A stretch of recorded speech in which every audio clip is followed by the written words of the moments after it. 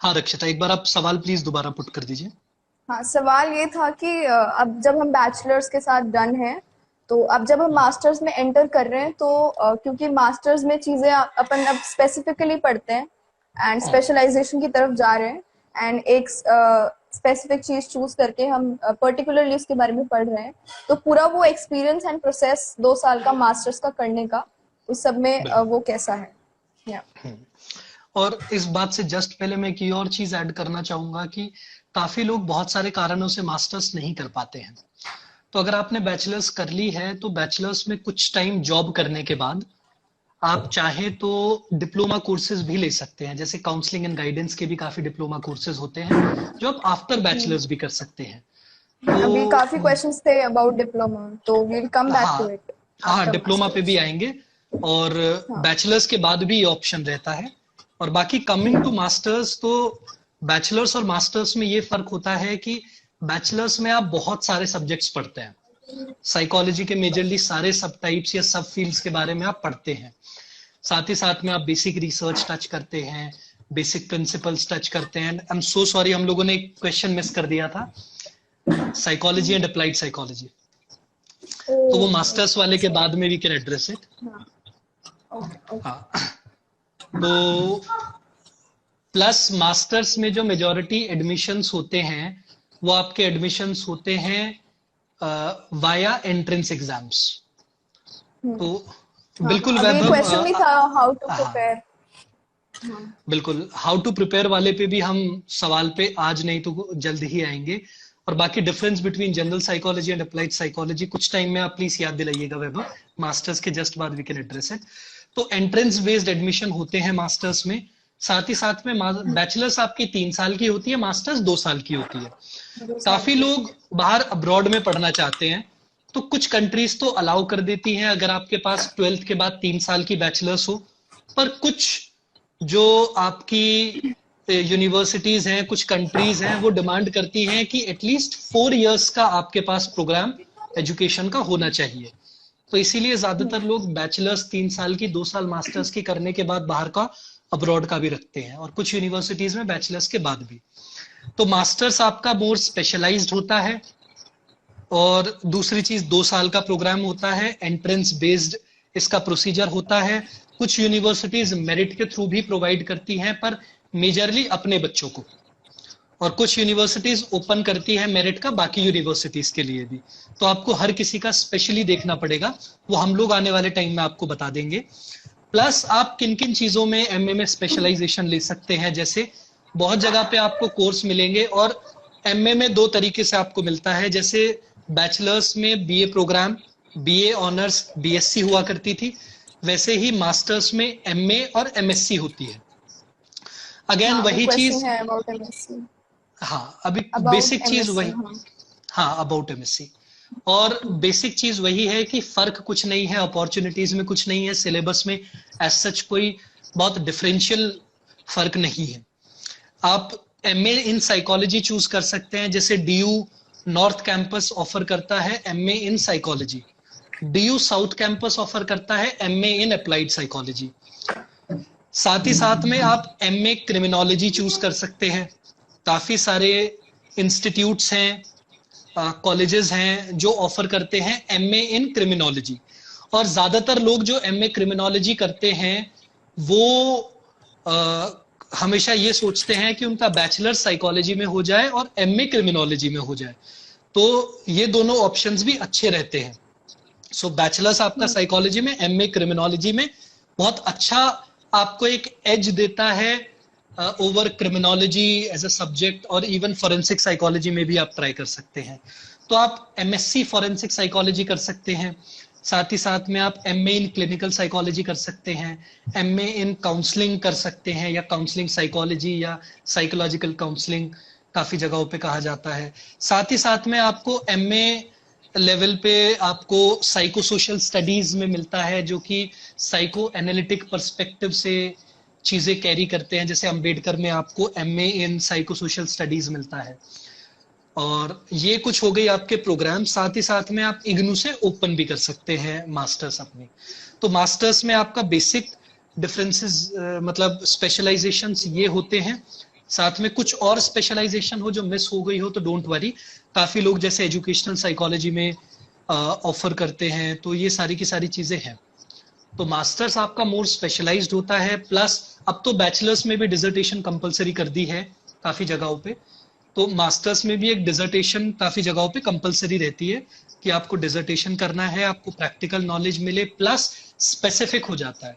अगर आप MA in clinical psychology पढ़ेंगे तो क्लिनिकल साइकोलॉजी से रिलेटेड सारे सब्जेक्ट्स पढ़ेंगे आप, एमए इन काउंसलिंग तो काउंसलिंग से रिलेटेड, एमए इन क्रिमिनोलॉजी तो लॉ, आपका human rights, criminal behaviour, profiling, ये सारी की सारी चीजें आप पढ़ते हैं। तो बहुत ज्यादा स्पेसिफिक चीजें हो जाती हैं मास्टर्स में।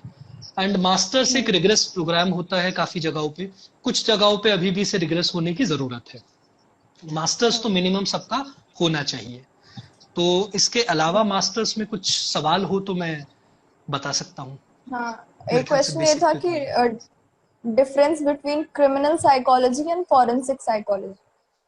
जी जी, मेरे ख्याल से देखिए ये जो डिफरेंस है ना, बहुत बेसिक डिफरेंस भी नहीं है, और मतलब काफी क्लियर डिस्टिंक्शन भी रहता है। जैसे forensic psychology is more of investigative purposes के लिए यूज किया जाता है, जिसमें आप एविडेंस को, मटेरियल को, इन सारी चीजों को पढ़ते हैं, समझते हैं, क्रिमिनल बिहेवियर को समझते हैं, प्रोफाइलिंग करते हैं।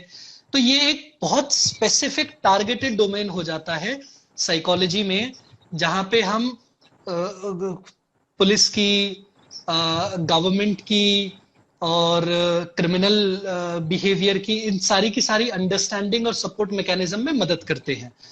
क्रिमिनल या क्रिमिनोलॉजी जो है वो एक मोर ब्रॉडर है, जिसके अंदर बहुत सारी चीजें आप पढ़ते हैं। आप ह्यूमन राइट्स पढ़ेंगे, आप ह्यूमन बिहेवियर पढ़ेंगे, आप साथ ही साथ में ये पढ़ेंगे कि किस तरीके से क्रिमिनल बिहेवियर आता है, किस तरीके से क्रिमिनल बिहेवियर को पढ़ा जाना चाहिए। तो आप थोड़ा ब्रॉडर रखते हैं क्रिमिनोलॉजी में। प्लस अभी कुछ टाइम में ऐसा हो सकता है कि एमए क्रिमिनोलॉजी पूरा कोर्स हटके there would only be forensic psychology, और काफी सारे अच्छे इंस्टीट्यूट हैं जो फॉरेंसिक साइकोलॉजी में आपको इंफॉर्मेशन देते हैं। मुझे बहुत डिटेल में नहीं पता है कि क्रिमिनोलॉजी और फॉरेंसिक साइकोलॉजी में किस तरीके से डिफरेंसेस हैं प्रैक्टिकल। थ्योरेटिकल डिफरेंसेस तो आप गूगल पे भी डाल के पढ़ लेते हैं, लेकिन जरूरी नहीं वो डिफरेंसेस हों। तो इस फील्ड के बारे में आपको बेहतर जानकारी के लिए हमारे यूट्यूब चैनल पे ही एक वीडियो पड़ी हुई है, क्रिमिनल साइकोलॉजी। तो आप क्रिमिनल साइकोलॉजी, तो उसमें हमने क्रिमिनल फॉरेंसिक साइकोलॉजी की बात करी है।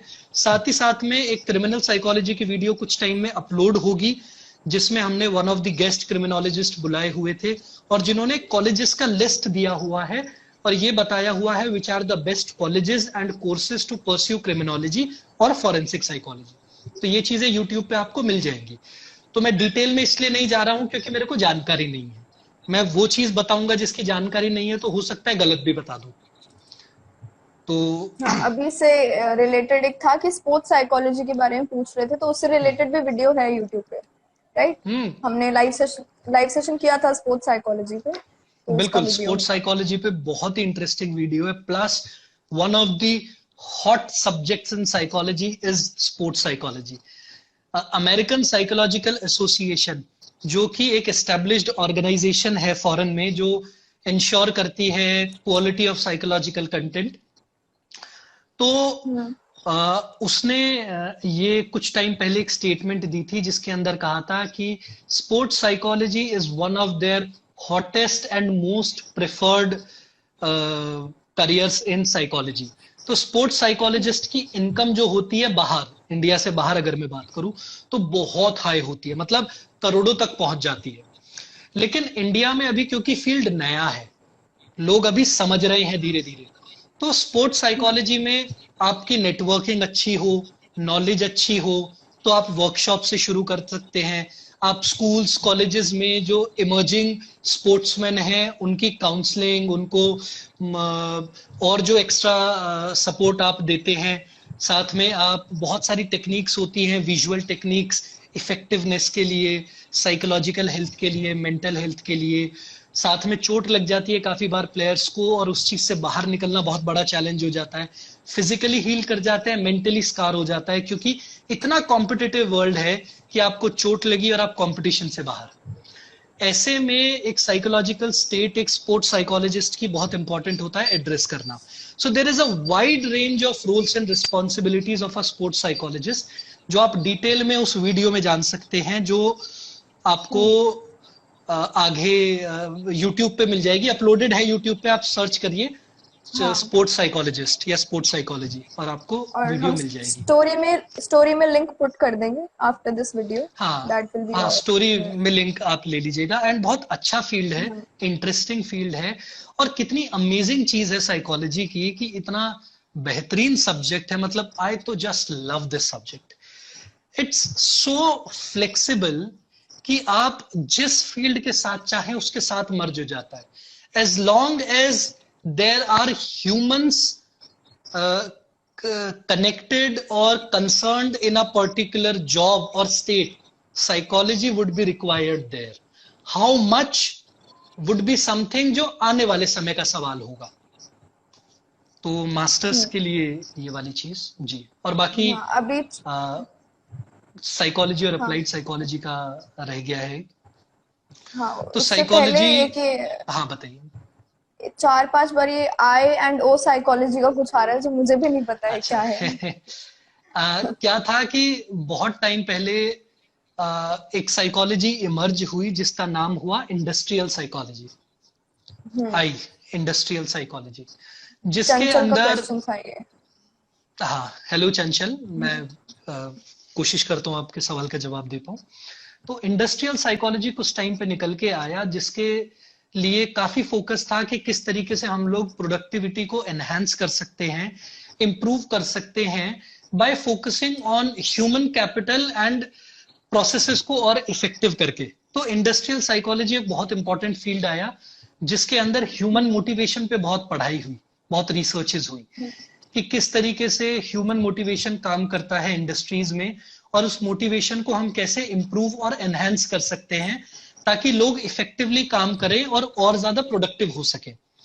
कुछ टाइम में इंडस्ट्रियल साइकोलॉजी को देखा गया कि शायद ये राइटली एड्रेस नहीं कर पा रहा है बहुत सारे कंसर्न्स, तो फिर निकल के I organisational behaviour, I is industrial psychology, O is organisational behaviour. तो ऑर्गेनाइजेशनल बिहेवियर इसलिए आया ताकि हम ये फोकस कर सके कि इंडस्ट्रीज में, कॉर्पोरेट्स में, फैक्ट्रीज में, वर्क सेटिंग्स में ह्यूमन बिहेवियर पे क्या क्या चीजें इंपैक्ट करती हैं और ह्यूमन बिहेवियर कैसे इन सारी चीजों को इंपैक्ट करता है। कुछ टाइम में फिर दोनों फील्ड्स थोड़ा सा मर्ज हुए और दोनों फील्ड से निकल के आया इंडस्ट्रियल और ऑर्गेनाइजेशनल साइकोलॉजी। कहने को ये माना जाता है कि इंडस्ट्रियल साइकोलॉजी थोड़ा पुराना है, ऑर्गेनाइजेशनल बिहेवियर थोड़ा नया है, दोनों को मर्ज करके आ जाता है IO psychology, industrial organisational psychology.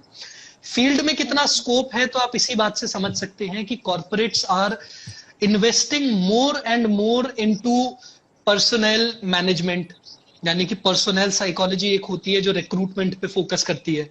क्योंकि आप ये सोचिए कि जो बड़ी बड़ी कंपनीज होती हैं वो बहुत पैसा लगाती है रिक्रूटमेंट प्रोसेसेस में, यानी कि वो ऑल ओवर अपने सारे सेंटर्स में रिसोर्सेज लगाती हैं, एडवर्टीजमेंट करती हैं, ट्रेनिंग देती है, तो उनका ओवरऑल जो खर्चा आता है वो बहुत ज्यादा आ जाता है।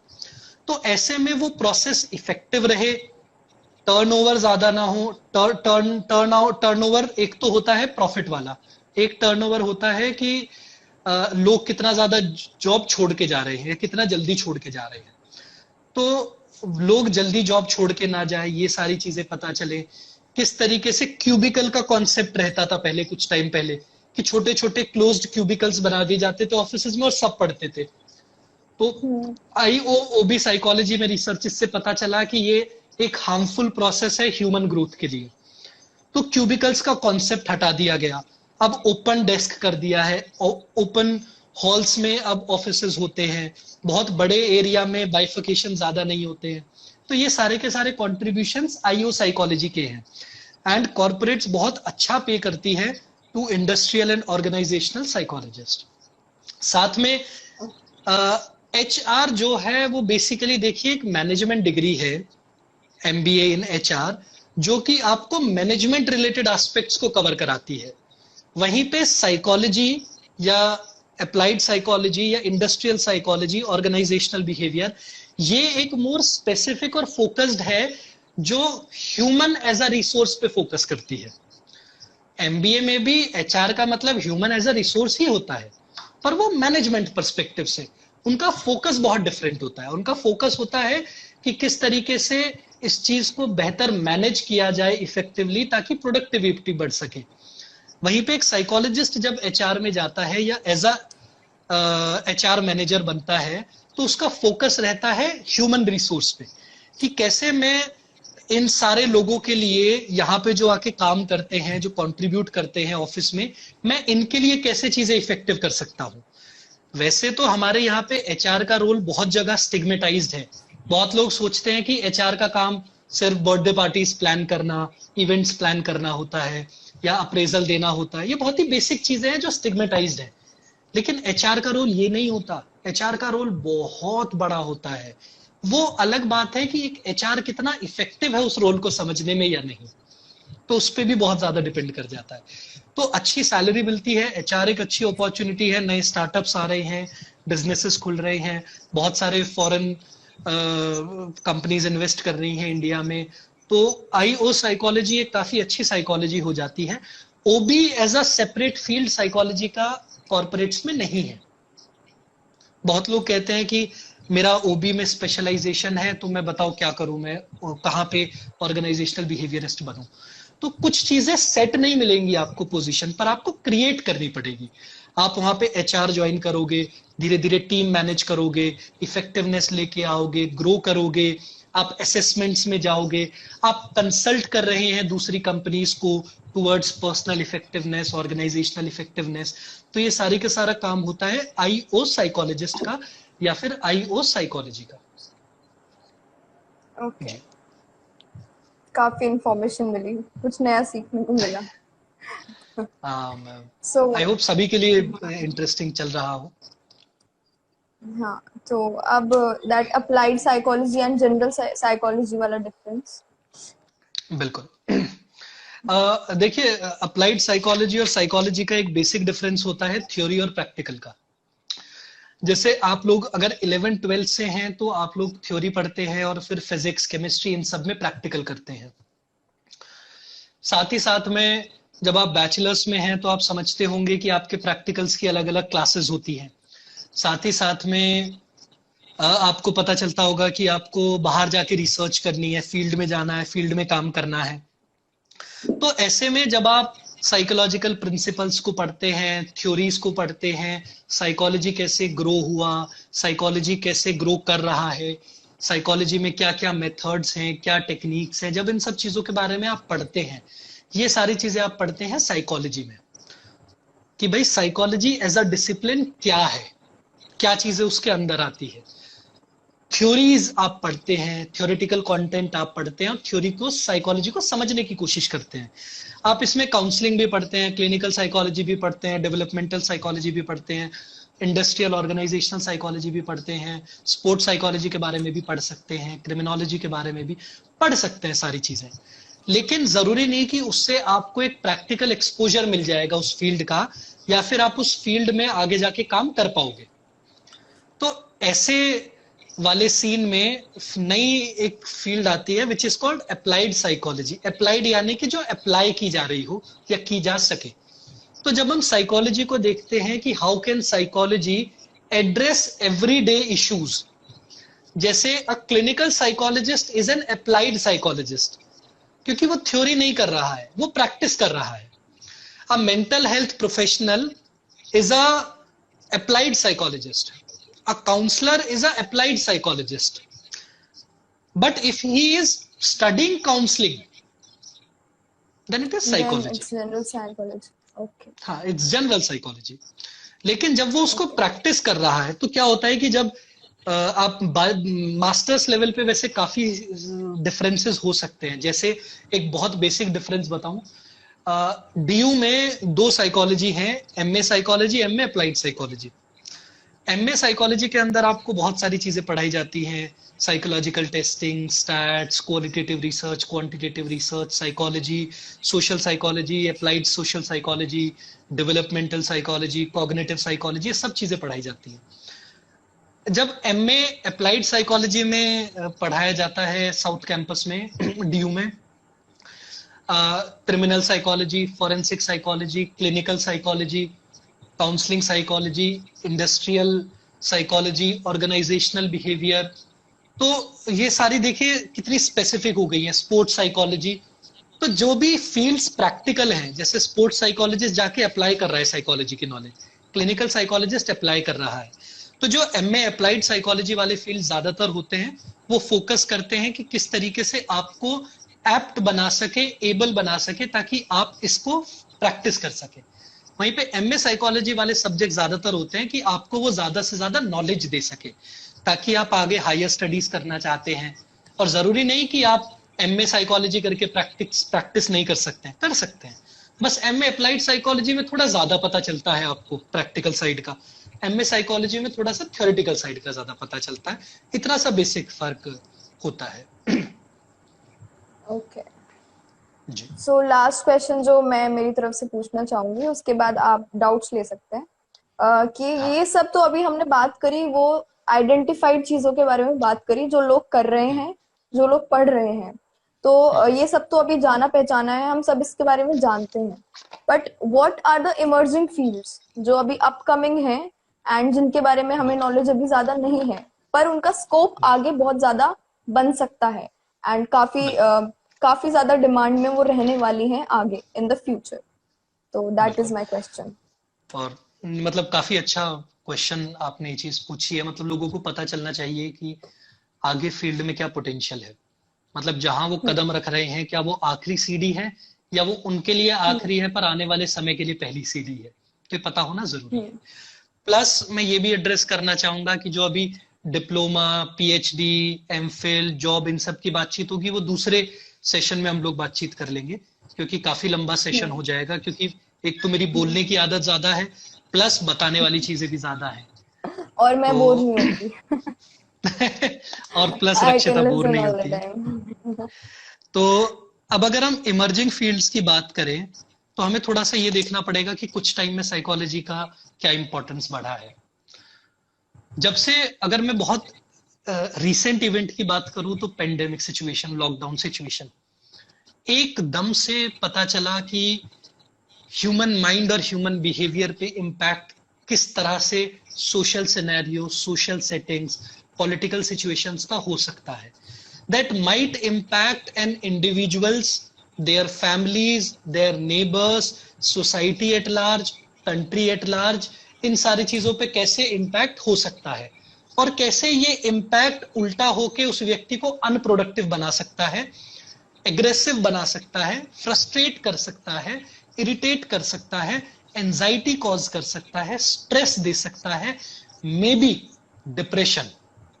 तो ऐसे टाइम के अंदर एकदम से बूम आया है साइकोलॉजिस्ट्स का, मेंटल हेल्थ प्रैक्टिशनर्स का, और काउंसलर्स का, क्लिनिकल साइकोलॉजिस्ट का। तो ये बहुत इंपॉर्टेंट फेज है देखने का कि अब के बाद जो स्टेप इन होगा। जैसे अभी मैं एक दो रिसर्च स्टडीज देख रहा था जो कुछ टाइम में करी गई हैं ऑनलाइन।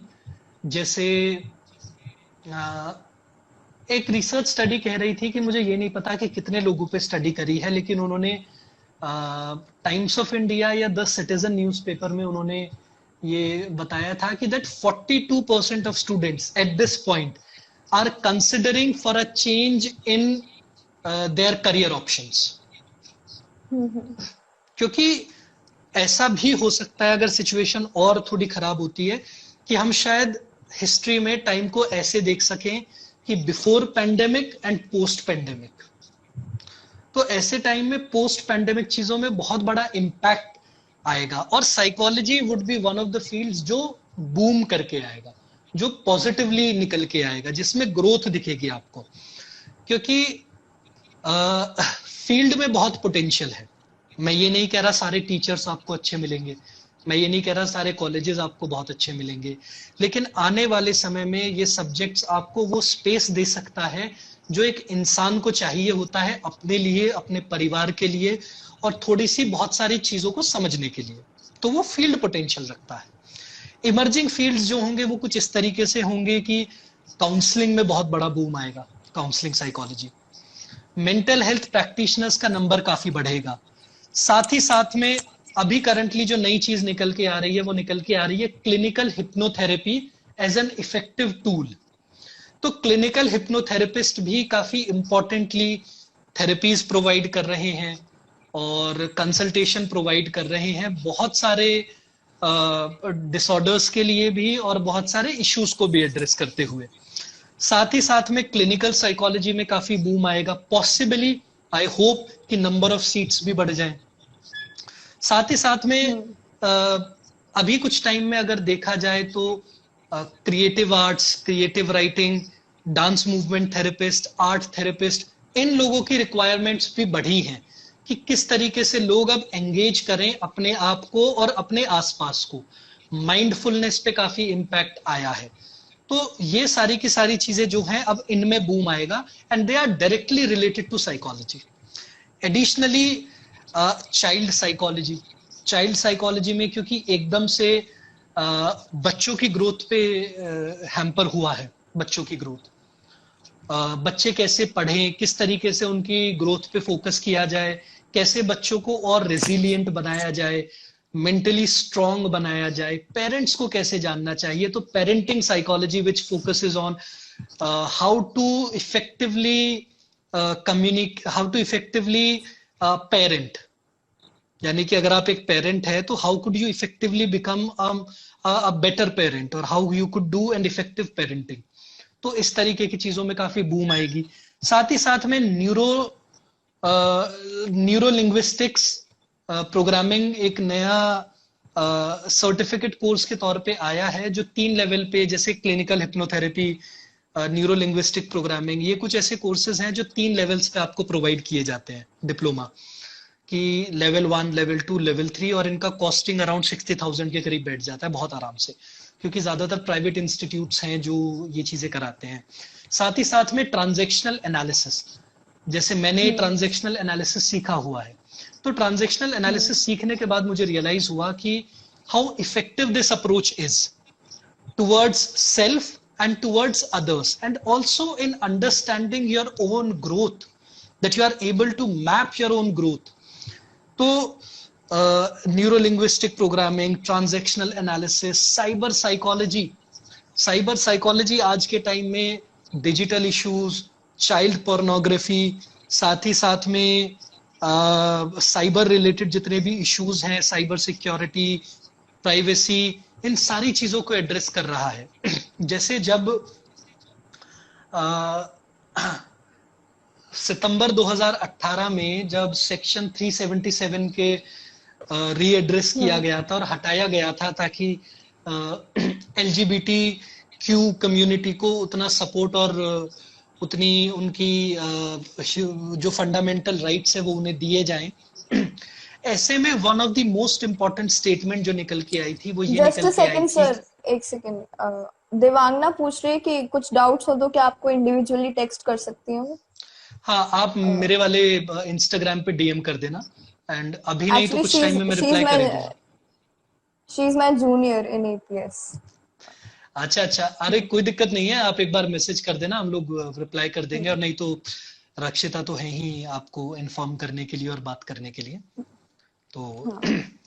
तो अभी कुछ टाइम में जैसे प्राइवेसी पे काफी इंपॉर्टेंट आया है, और जब से वो स्टेटमेंट सुप्रीम कोर्ट ने निकाली थी कि privacy is a fundamental right, तो एकदम से जो डिजिटल बूम आया है, हर कोई सोशल मीडिया प्लेटफॉर्म्स पे, जैसे हम भी अभी मीडिया प्लेटफॉर्म पे, हम लोग भी अपनी प्रेजेंस बना रहे हैं, लोगों तक पहुंचा रहे हैं चीजें, तो इस वजह से नंबर ऑफ यूजर्स बढ़े हैं। इंटरनेट का इम्पैक्ट अभी लोग समझ नहीं पा रहे हैं, इंटरनेट के साथ रिलेशनशिप नहीं समझ पा रहे हैं अपनी, तो ऐसे में साइबर साइकोलॉजी एक बहुत अच्छे फील्ड की तरह निकल के आया है। स्पोर्ट्स साइकोलॉजी, साथ ही साथ में साइकोलॉजी की डायरेक्ट एप्लीकेशंस हैं एयरफोर्स में, आर्मी में, नेवी में, तो वहां पे भी काफी अच्छी बूम निकल के आएगी। तो पोटेंशियल बहुत है, इमर्जिंग फील्ड्स काफी हैं, नए फील्ड्स आ रहे हैं रोज। फील्ड्स वेस्ट में वो फील्ड्स आ चुके हैं, यहाँ पे वो धीरे धीरे आ रहे हैं। थोड़ा समय लगेगा, काफी सारी चीजें हमें पता नहीं होती है, जानकारी नहीं होती है, लेकिन कहीं ना कहीं कोई ना कोई कुछ ना कुछ कर रहा होता है। तो हम कोशिश करेंगे कि वो सारी की सारी चीजें एक साथ आप लोगों के लिए लेके आ सके, बता सके आपको कि क्या इमर्जिंग फील्ड्स, क्या अपॉर्चुनिटीज हैं। प्लस साइकोलॉजी में एक सबसे बड़ा बच्चों का सवाल रहता है कि सैलरी कितनी होगी। तो देखिए सैलरी बहुत ही बेसिक 35,000 से शुरू होती है सैलरी काउंसलर की। पहले सैलरी काउंसलर की जो थी वो 25-30 हजार हुआ करती थी। अभी कुछ टाइम में एवरेज सैलरी 35,000 के करीब हो गई है। 35,000 से लेके 1.5 लाख 2 लाख पर मंथ बहुत आराम से मिल जाता है। एकेडमिक्स में जब आप जाते हैं, जैसे मान लीजिए आपने नेट क्वालिफाई कर लिया है और आप गवर्नमेंट इंस्टीट्यूट में एज अ प्रोफेसर ज्वाइन करते हैं, कुछ टाइम के बाद में मेरे कितने ऐसे प्रोफेसर हैं जिन्हें मैं जानता हूं जो ऑलमोस्ट 1 लाख या मोर देन 1 लाख की सैलरी ले रहे हैं। प्लस बहुत ऐसे My लोगों को dad is जानता one. हूं, हाँ देखिए प्रोफेसर होते हैं बिल्कुल, क्योंकि ये सारी की सारी चीजें, ये अपॉर्चुनिटीज जो हैं ये ऐसे ही आती हैं। और जैसे ही आप साइकोलॉजी को और बेहतर तरीके से अप्लाई करना सीख जाते हैं, आजकल क्लिनिकल प्रैक्टिशनर्स जो हैं वो 500 रुपीज से लेके 2500 के बीच में चार्ज करते हैं। उससे आप लगा सकते हैं कि आप धीरे धीरे जब खुद को ग्रो करते हैं तो कितना अमाउंट बैठ जाता है। एडिशनली कॉर्पोरेट में आप जाते हैं as a psychologist, as a trainer, जब आप जाते हैं तो वहां पे एक एक ट्रेनिंग के आपको 10,000 से लेके 50, 60, 90, 80,000 तक भी आपको मिल जाते हैं। हाँ बिल्कुल, प्रोफेसर्स को 2 लाख पर मंथ और ये सारी चीजें बिल्कुल मिलती हैं, सारे पॉजिटिव बेनिफिट्स हैं। एडिशनल बेनिफिट्स भी हैं जो मिलते हैं। और प्लस स्कूल में भी आप गवर्नमेंट स्कूल्स में टीचर लग सकते हैं साइकोलॉजी के थ्रू। प्लस एक ये भी चीज बहुत एड्रेस करने वाली बात है कि the field is dominated by women psychology. तो मेजोरिटी आपको, जैसे मैं ही अगर अपने मास्टर्स की बात करूं तो हम 130 120 बच्चे हुआ करते थे, 130 तो अब बढ़ गया नंबर। 120 में से कुछ 7 लड़के होंगे। तो इतना फील्ड में फर्क रहता है लड़के लड़कियों का कॉम्पोजिशन भी। और बहुत अच्छा फील्ड है लड़कों के लिए भी लड़कियों के लिए भी। और बहुत अच्छी बात यह है, कुछ बच्चों को आप छोड़ दीजिए, लेकिन मेजॉरिटी ऑफ बच्चे इतने प्यारे इंसान होते हैं साइकोलॉजी में, आपको मजा आ जाएगा मिलके। Very empathetic, very beautiful personalities, खुद को ढूंढ भी रहे होते हैं कहीं ना कहीं पे, समझना भी चाहते हैं, समझ भी रहे होते हैं, और साथ में फील्ड को भी ग्रो करा रहे होते हैं। So that's a good opportunity there. So yes, the field has many emerging subfields. Psychology itself is an emerging field in India, और कुछ टाइम में तो और ज्यादा बूम लेगा। And with this I rest. Great, काफी ज्यादा इंफॉर्मेटिव। सो आप डाउट्स लेना चाहें तो सर ले सकते हैं। पर डाउट्स के साथ एक तो ये रिक्वेस्ट है था। कि प्लीज फीडबैक भी दीजिए, क्योंकि मैं फीडबैक पढ़ नहीं पाया किसी का, तो आप प्लीज थोड़ा फीडबैक भी दें कि आपको कैसा लगा, और साथ ही साथ डाउट्स भी प्लीज पूछते रहे। हाँ, तो मधुस्मिता का डाउट था कि please share some tips for NET preparation. अरे यार, नेट के लिए बहुत जल्द ही हम लोग बातचीत करेंगे। और पावर विद इन एजुकेशन जो हमारी दूसरी ब्रांच है, जो कोचिंग प्रोवाइड करती है नेट के लिए, मास्टर्स के लिए, एमफिल इन क्लिनिकल साइकोलॉजी के लिए, तो उसी का एक पेज भी है पावर विद इन एजुकेशन। और साथ ही साथ में वेबसाइट है, अगर आप टेस्ट्स और कोर्सेज चेक करना चाहते हैं तो दैट इज www.pweducation.in। तो आप वहां से भी मदद ले सकते हैं। कुछ टाइम में हम फ्री स्टडी मटेरियल भी उस पर अपलोड करेंगे, थोड़ा सा टाइम लग रहा है लेकिन कुछ टाइम में हो जाएगा। टिप्स सारी चीजें हम लोग उस पर जब लाइव करेंगे तो तब वो एड्रेस कर देंगे, और नेट से रिलेटेड सारी क्वेरीज हम पावर विद इन एजुकेशन पे आपके एड्रेस कर देंगे।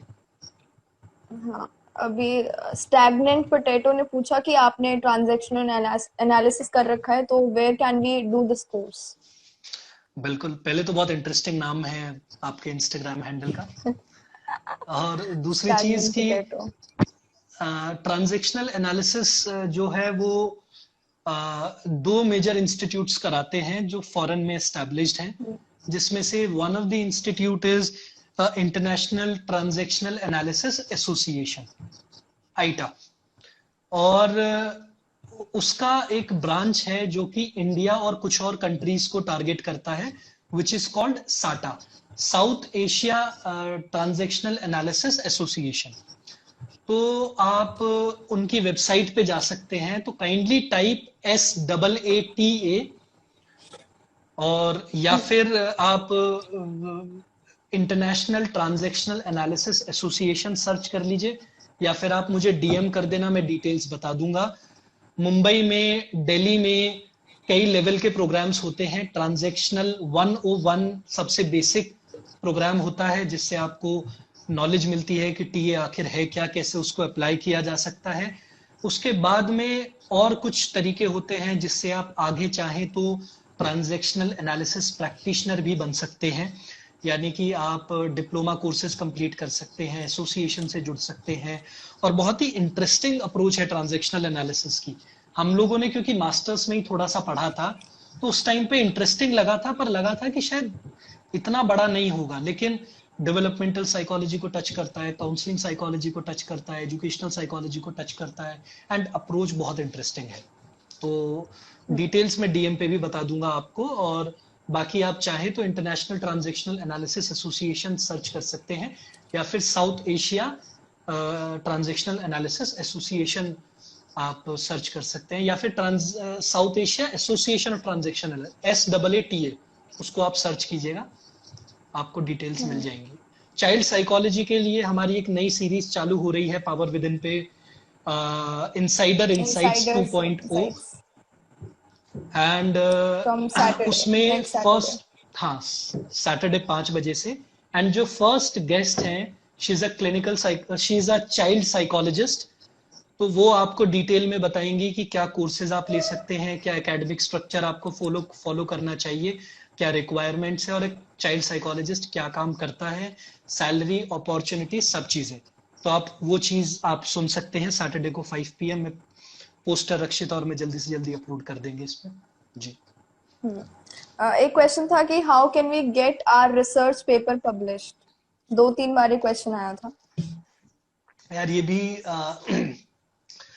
मतलब साइकोलॉजिस्ट के गले में एक धांस होती है कि रिसर्च पेपर्स पब्लिश करने वाली, क्योंकि अभी जैसे अब मेरा पीएचडी के लिए रिक्वायरमेंट है कि मेरी डिग्री तभी मिलेगी मेरे को जब मैं एटलीस्ट एक पेपर पब्लिश कर दूंगा, 2 जगह पेपर प्रेजेंट कर दूंगा।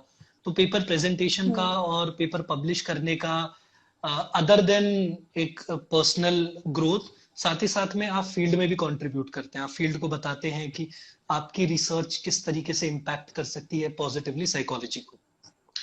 तो इसके लिए हम अलग से एक और सेशन रखेंगे। मैं एक्चुअली पिछले 1-1.5 महीने से ट्राई कर रहा हूं, लेकिन पॉसिबल नहीं हो पा रहा है। तो मैं जल्दी से जल्दी ट्राई करता हूं कि हम लोग सेपरेटली एक वीडियो लेके आए, जिसके अंदर हम लोग कैसे पेपर पब्लिश करते हैं, किन जगहों पे पब्लिश कर सकते हैं, यूजीसी की अप्रूव्ड और पीयर रिव्यूड जर्नल्स का लिस्टिंग कैसे निकाल सकते हैं, क्या प्रोसेस होता है, इंडियन जर्नल में पब्लिश करना है या इंटरनेशनल जर्नल में पब्लिश करना है, दोनों का क्या स्ट्रक्चर होता है, ये सारी की सारी चीजें हम आगे बात करेंगे सेशंस में जी। एक था what are the minimum qualifications to be a school counsellor.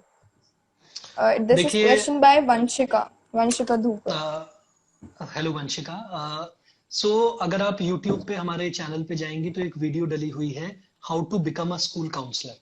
उसमें डिटेल में सारी चीजें हैं। बाकी प्रोसेस में जल्दी से जल्दी आपको बता देता हूँ कि एक बैचलर्स होनी चाहिए आपकी, बैचलर्स किसी में भी हो सकती है, साइकोलॉजी में वो अच्छा है। आपकी मास्टर्स साइकोलॉजी से होनी चाहिए, और एक डिप्लोमा होना चाहिए आपके पास काउंसलिंग एंड गाइडेंस में। साथ में यूट्यूब पे आपको एडवांस डिप्लोमा की एक जनरल वीडियो मिल जाएगी जो मैंने बनाई हुई है। साथ ही में जहां जहां पे भी डिप्लोमा कोर्सेज हैं और कौन सा डिप्लोमा कोर्सेज आपके लिए बेस्ट रहेगा, हर इंस्टीट्यूट की, टॉप इंस्टीट्यूट की, यानी कि निप्सिड सबसे ऊपर हो गया, एनसीईआरटी हो गया, देन जामिया का काउंसलिंग साइकोलॉजी का रेगुलर कोर्स हो गया, जामिया का डिस्टेंस का काउंसलिंग गाइडेंस का कोर्स हो गया। ये सारी डिटेल्स आपको उसमें मिल जाएंगी, और सब पे इंडिविजुअली वीडियोस हैं डिटेल्ड। डू वॉच दैट, क्योंकि काफी बार मैं जो आपको जवाब दूंगा वो तो दे ही दूंगा, लेकिन वहां से आपको और ज्यादा इंसाइट्स मिलेंगे कि आखिर काम, जिम्मेदारियां क्या होती है। तो यशस्विनी जो मेरी सीनियर है और करंटली एक स्कूल काउंसलर भी हैं, तो उनके साथ मैंने वो वीडियो इनसाइडर इनसाइट सीजन 1 के लिए बनाई थी। एंड आपको देखनी चाहिए, बहुत ही सुंदर वीडियो है और लगभग 18 से 20 हजार लोगों ने उस पर बहुत ज्यादा प्यार दिया है उस वीडियो को, तो आपको देखनी चाहिए वो। ग्रेट।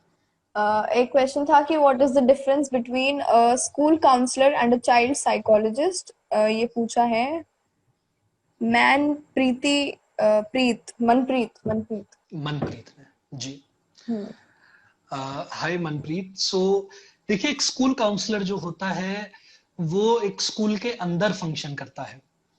उसके पास जिम्मेदारी होती है कि जो स्कूल के बच्चे हैं उनकी ग्रोथ कैसे वो एनहेंस कर सकते हैं, कैसे वो उन्हें पर्सनली इफेक्टिव बना सकते हैं, कैसे उनके एडोलेसेंट रिलेटेड इश्यूज को एड्रेस कर सकते हैं, कैसे उनको और अच्छे सोशल बीइंग्स बना सकते हैं। वहीं पे एक चाइल्ड साइकोलॉजिस्ट जो है वो एक डेवलपमेंटल पर्सपेक्टिव से काम करता है, यानी कि एक बच्चे की ग्रोथ किस तरीके से होती है, कि उस ग्रोथ पे क्या फोकस होना चाहिए, उस ग्रोथ को कैसे एनहांस कर सकते हैं बच्चे की, यंग बच्चे की। अगर वो स्कूल में है तो किस तरह से उस पर ध्यान दिया जा सकता है, घर पे है तो किस तरीके से ध्यान दिया जा सकता है, वो उसकी डेवलपमेंटल ग्रोथ अच्छी रहे, माइंड की ग्रोथ अच्छी, ब्रेन की ग्रोथ अच्छी रहे, माइंड की ब्रेन की ग्रोथ अच्छी रहे, माइंड स्टिमुलेटेड रहे, तो क्या चीजें करी जा सकती हैं। साथ में चाइल्ड साइकोलॉजिस्ट जो है वो बहुत सारे मेंटल हेल्थ इश्यूज और डिसऑर्डर्स और साइकोलॉजिकल प्रॉब्लम्स को भी एड्रेस करते हैं। ऑटिज्म हो गया या फिर जो स्पेशल बच्चे हो गए, उन लोगों की counselling, family counselling, parent counselling. तो एक चाइल्ड साइकोलॉजिस्ट एक ब्रॉडर डोमेन होता है जो स्पेसिफिकली फोकस करता है बच्चे से related issues, any and all medical issues को छोड़ के। तो बाकी Another डिटेल में आप question अगले is हफ्ते from पूछ सकते हैं। एक क्वेश्चन है फ्रॉम नौटंकी much, very interesting user name. जी। That do the marks that we score in psych degrees matter, like in STEM courses? Are they very much important? मुझे तो नहीं लगा, मतलब मैं 11th 12th में बहुत पागल हुआ करता था मार्क्स के पीछे। मैं बैचलर्स में आया तो मैंने देखा बहुत बच्चे हैं साथ में क्लास में जो मार्क्स के लिए पढ़ते हैं और मेहनत करते हैं, क्योंकि उन्हें किक मिलती है अच्छे मार्क्स लाने से। एंड तो मार्क्स वाली चीज वहां तक लिमिटेड होती है। कुछ एक्स्ट्रा बेनिफिट ये होते हैं कि बैचलर्स में जब आप समझने के साथ साथ अच्छे मार्क्स भी लेके आते हैं, क्योंकि तो साथ में मेरिट काफी अच्छी बन जाती है आपकी, जो मेरिट आपको एडमिशन लेने में मास्टर्स में मदद कर देती है। उसके अलावा कोई बेनिफिट नहीं होता है, ये भी अच्छा बेनिफिट है, मतलब ओनली बेनिफिट है लेकिन अच्छा बेनिफिट है कि आप, जैसे मेरा जो एडमिशन था डीयू में, वो मैंने एंट्रेंस भी दिया था और मैंने मेरिट से भी दिया था। तो हुआ ये कि मेरिट में तो मेरा फर्स्ट लिस्ट में क्लियर हो गया, लेकिन एंट्रेंस में मेरा सेकंड लिस्ट में क्लियर हुआ। पर क्योंकि मेरे पे चॉइस दोनों थी, क्योंकि पहले पे निकल गया था तो मैंने एडमिशन मेरिट से लिया, लेकिन चॉइस मेरे पे दोनों थी। तो वो चॉइस मेरे पे तभी आ पाई जब मैंने मेरिट में स्कोर अच्छा किया। अगर मैं स्कोर अपना अच्छा मेरिट में नहीं बनाता, जैसे 80% बैचलर्स में आपको टारगेट करना चाहिए कि 80% तो मिनिमम रहे, अगर 80% रहता है तो मेरिट में आपके चांसेस अच्छे हो जाते हैं। तो एक ये फोकस है जो आप बना सकते हैं, लेकिन मार्क्स के कॉस्ट पे अगर आप एक अच्छे क्लासमेट नहीं बन पाए, एक अच्छे स्टूडेंट नहीं बन पाए, आप साइकोलॉजी की वो चीजें जो आप प्रैक्टिस कर रहे हैं उन चीजों को इफेक्टिवली अप्लाई ना कर पाए, देन मार्क्स के पीछे भागना is not a good decision. Be supportive to your classmates, practical में मदद करना, उनकी बातें सुनना, समझना। अगर वो कुछ ऐसा सवाल पूछ रहे हैं जो तुम्हारे थॉट से नहीं जाता, then patiently accepting it. So marks are important, but they are not that much important कि आपको उन अपने क्वालिटीज पे कॉम्प्रोमाइज करना पड़े। तो मेरिट अगर नहीं बन पा रही है तो डोंट वरी, एंट्रेंस के लिए आप तैयारी करिए, ऑप्शन बहुत हैं, लिमिटेड कुछ नहीं है, आपके ऊपर है। और मेहनत मेरिट में करेंगे तो एंट्रेंस में कम करनी पड़ेगी, मेरिट में कम होगी एंट्रेंस में ज्यादा करनी पड़ेगी, फर्क सिर्फ इतना है। और मेजोरिटी ऑफ जगह पे एंट्रेंसेस होते हैं, कुछ जगहों पे तो आप मेरिट से भी अप्लाई नहीं कर पाएंगे। ओके। सो एक क्वेश्चन है परमजीत से, that please recommend books for MA entrance in psychology. तो एक वीडियो है यूट्यूब पे, मैं इसलिए वीडियोस का बता रहा हूं आपको क्योंकि वहां पे डिटेल में पता चल जाएगा। मैं 4 बुक के नाम अभी जो दिमाग में आ रहे हैं वो अगर उलट दूं आपके सामने कि नहीं ये वाली बेस्ट बुक है, वो गलत है। कुछ वीडियोस हमने स्पेसिफिक फोकस के साथ बनाई है। तो आप वहां पे आपको एक वीडियो मिलेगी, pursuing masters in psychology from Delhi university, या फिर परसुइंग साइकोलॉजी फ्रॉम डीयू करके आप डालिएगा, और उसमें आपको काफी अच्छे से डिटेल में चीजें पता चल जाएंगी। और उसमें बुक्स भी रिकमेंडेड हैं, सिलेबस भी डिटेल में आपको दिया हुआ है, और भी बहुत सारे सवाल उसमें एड्रेस्ड है। साथ में मास्टर्स के लिए अलग अलग कॉलेजेस के, जैसे बीएचयू का, जामिया का, डीयू का, इन सब के लिए हमने स्पेसिफिक वीडियोस भी बनाई हुई हैं उन बच्चों के साथ जिन्होंने एग्जाम क्लियर करे हुए हैं वो वाले। तो आप वो वीडियोस भी देख सकते हैं अगर आप किसी पर्टिकुलर, इवन अंबेडकर यूनिवर्सिटी के लिए भी। और साथ ही साथ में अगर आप मास्टर्स के लिए प्रिपेयर कर रही हैं तो जो मैंने वेबसाइट आपको बताई थी pweducation.in, जो हमारी ब्रांच सेकेंड ब्रांच है पावर विद इन की, तो उस पे आपको मास्टर्स के लिए मॉक टेस्ट भी मिल जाएंगे। अगर आप प्रीवियस ईयर क्वेश्चंस के बेसिस पे प्रिपेयर करना चाहते हैं अपने को, तो यूनिवर्सिटी वाइज आपको मॉक टेस्ट भी मिल जाएंगे अगर आप वहां पे चेक करना चाहें। तो गुड बुक्स, मॉक टेस्ट, ये 2 चीजें आपके लिए सफिशिएंट है अच्छी प्रैक्टिस करने के लिए। कुछ बेसिक बुक्स चाहिएंगी, कुछ स्पेसिफिक बुक्स चाहिएंगी, सारी डिटेल आपको यूट्यूब पे पावर विद इन के चैनल पे आपको मिल जाएंगी। तो आप प्लीज वहां पे चेक करिए। वहां से भी कुछ सॉल्व नहीं होता है तो आप अगले सेशन में पूछिए, हम उसको एड्रेस करेंगे। साथ ही साथ में पर्सनली भी आप मैसेज कर सकते हैं। तो जो लंबे मैसेज लिखने वाले जवाब होते हैं, मैं थोड़ा उसमें बोल देता हूँ कि कॉल पे बात कर लेंगे। तो पर जो छोटे जवाब लिखने वाले होंगे मैसेजेस, वो जरूर मैं रिप्लाई कर दूंगा। और जो स्टेम कोर्सेज की है तो हम उसके सवाल को आगे एड्रेस कर सकते हैं अगले वाले सेशन में कि स्टेम कोर्सेज, बाकी सारे कोर्सेज क्या होते हैं, मूक्स क्या होते हैं। साथ ही साथ में आपके ओपन कोर्सेज के बारे में और डिटेलिंग और ये सारी चीजें हम दे सकते हैं। इस वीडियो का ही पार्ट 2 ले आएंगे, एक और सेशन। हाँ बिल्कुल बिल्कुल, हम पार्ट 2 ले आएंगे।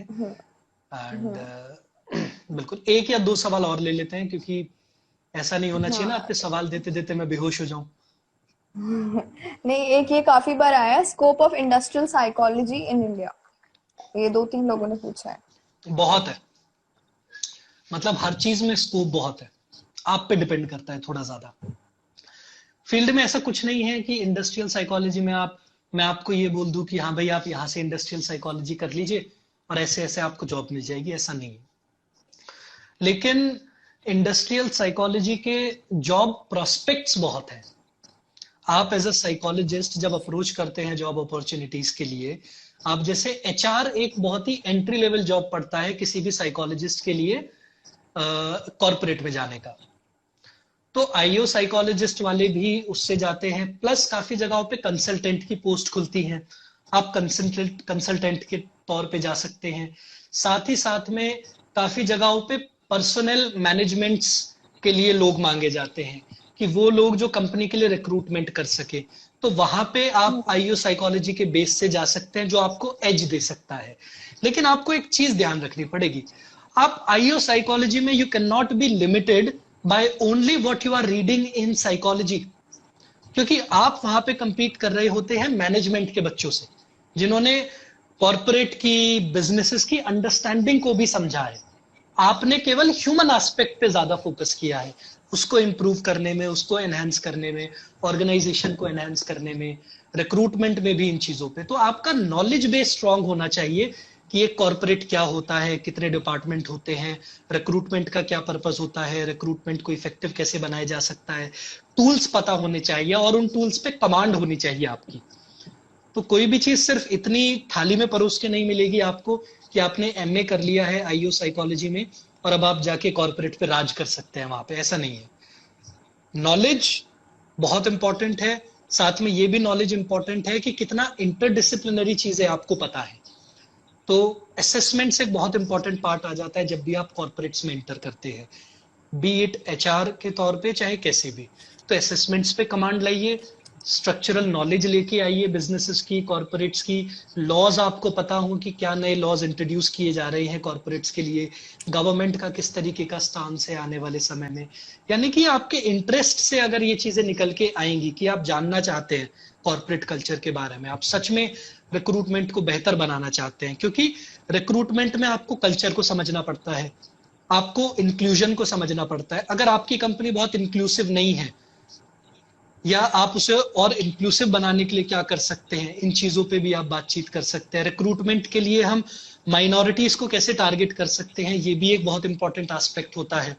साथ ही साथ में अदर कम्युनिटीज को कैसे अप्रोच किया जा सकता है, या फिर अगर कोई टैलेंट आप चाह रहे हैं कि भाई कंपनी इसलिए ग्रो नहीं कर पा रही है क्योंकि इस तरीके के लोग नहीं हैं, तो ये चीजें ढूंढना, आइडेंटिफाई करना और उस नीड के बेसिस पे रिक्रूटमेंट करना, तो ये सारी नॉलेज होनी चाहिए आपके पास में।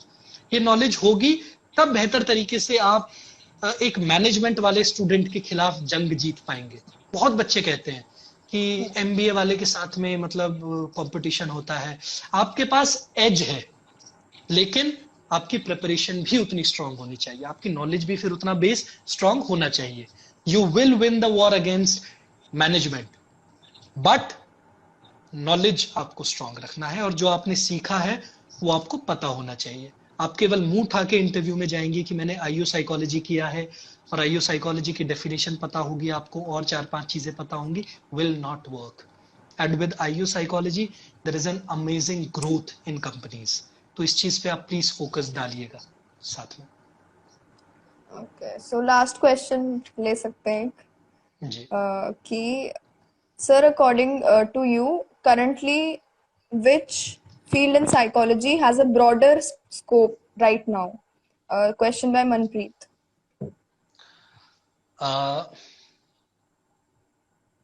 मेरे लिए तो कहना मुश्किल है, मतलब मैं तो जिधर भी देखता हूँ मेरे को स्कोप ही दिखता है। जैसे काउंसलिंग है, क्लिनिकल साइकोलॉजी है, ये कुछ चीजें हैं जो काफी स्ट्रक्चर्ड पोजीशंस हैं साइकोलॉजी में। साथ ही साथ में कॉर्पोरेट में एज अ एचआर जाना, ये भी काफी स्ट्रक्चर्ड पोजीशन है। उसके अलावा रिसर्च में जाना एक काफी स्ट्रक्चर्ड पोजीशन है। साथ ही साथ में एक प्रोफेसर बनना, ये भी एक काफी स्ट्रक्चर्ड अपॉर्चुनिटी है। तो उसके अलावा मैं बहुत ऐसे लोगों को जानता हूं जैसे जिन्होंने साइबर साइकोलॉजी करा है, जो साइबर साइकोलॉजिस्ट के तौर पे हैं और जो बहुत अलग लेवल पे ग्रो कर रहे हैं, जो स्ट्रक्चर्ड फील्ड से दूर है लेकिन काफी अलग लेवल पे ग्रो कर रही है। स्पोर्ट्स साइकोलॉजिस्ट को ऐसों को जानता हूं जो स्पोर्ट्स साइकोलॉजी के बारे में जानकारी ज्यादा नहीं है लोगों को, लेकिन उन्होंने कोर्स भी किया और यहाँ पे ग्रो भी कर रहे हैं, और साथ ही साथ में केवल ग्रो नहीं कर रहे हैं एज अ प्रोफेशनल, अर्न भी कर रहे हैं। तो इसीलिए ये कहना बड़ा मुश्किल होता है कि कौन सा फील्ड सही रहेगा। ये जरूर बता सकता हूं कि किस वाले में स्ट्रक्चर ज्यादा है, किस में स्ट्रक्चर कम है। आप स्पोर्ट्स साइकोलॉजी कहीं से करके आएंगे, थोड़ा स्ट्रगल ज्यादा है। आप साइबर साइकोलॉजी करके आएंगे, थोड़ा स्ट्रगल ज्यादा है, शायद कुछ डेफिनेटिव भी ना मिले, या फिर आप ओबी करके जाएंगे तो कुछ ओबी के रिलेटेड कुछ भी डेफिनेटिव नहीं मिलेगा। लेकिन उस नॉलेज को यूज करके, थोड़ी और चीजों की जानकारी लेके आप उस फील्ड में एज ले सकते हैं, आप एक एक्स्ट्रा एज पा सकते हैं। तो स्ट्रक्चर्ड जॉब्स के अंदर clinical psychology, child psychology, counselling psychology, आप एचआर कह सकते हैं, इंडस्ट्रियल साइकोलॉजी कह सकते हैं। उसके अलावा और क्या हो गया आपका, थेरेपिस्ट के तौर पे आप निकल के आ सकते हैं एज अ साइकोथेरेपिस्ट।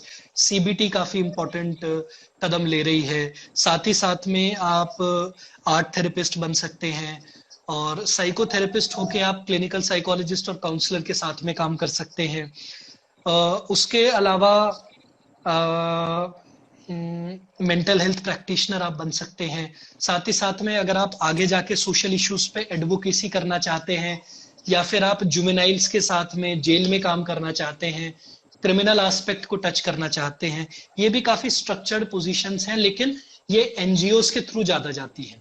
आपको एक एनजीओ हायर करता है जो एनजीओ इन एस्पेक्ट्स में काम करता है। तो एनजीओ में जो आपकी सैलरी पोजीशन वो डिपेंडिंग ऑन 30 to 60,000 के बीच में ज्यादा रहती है। तो आप उनके साथ में काम करते करते प्राइवेटली भी और चीजें करना चाहे तो कर सकते हैं, अगर आपको टाइम स्पेस मिलता है। तो इस तरीके से है इन चीजों के बारे में।